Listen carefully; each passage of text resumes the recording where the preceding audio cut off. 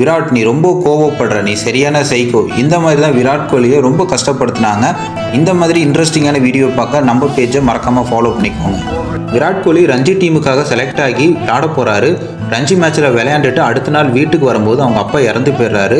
அவங்க அப்பா இறந்தாலும் அடுத்த நாள் அவருடைய கனவுகளை நிறைவேற்றுறதுக்காக ரஞ்சி மேட்ச் அகைன் விளையாட போகிறாரு. அதை பார்த்துட்டு இருந்த நிறைய பேர் நீ சரியான சைக்கோ அப்படின்னு சொல்கிறாங்க. அந்த சுச்சுவேஷன்லையும் மேட்சை ப்ளே பண்ண போனதுக்கான காரணம் அவங்க அப்பாவுடைய கனவை நிறைவேற்றணும் அப்படிங்கிறதுக்காக தான். பிற்காலத்தில் டெஸ்ட் கிரிக்கெட்டில் மிகப்பெரிய சரித்திரம் படைக்க போகிறாருன்னு அப்போ யாருக்கும் தெரியல.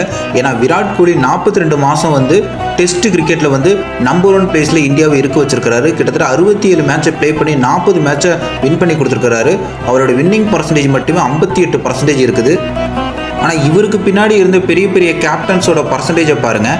Grand Smith 48%, Ricky Ponting 51%, Steve Waugh 51%, Clive Lloyd 49% தான் வச்சிருக்கிறாங்க. ஆனால் அவங்கள விட ஒரு better percentage Virat Kohli test மேட்ச்சில் கொடுத்துருக்கிறாரு. ஒரு விஷயத்தை மட்டும் எல்லாரும் புரிஞ்சுக்கோங்க, கஷ்டத்தில் இருக்கும்போது சப்போர்ட் பண்ணாட்டியும் பரவாயில்லை, யாரையும் கஷ்டப்படுத்துகிற மாதிரி தயவு செஞ்சு பேசாதீங்க.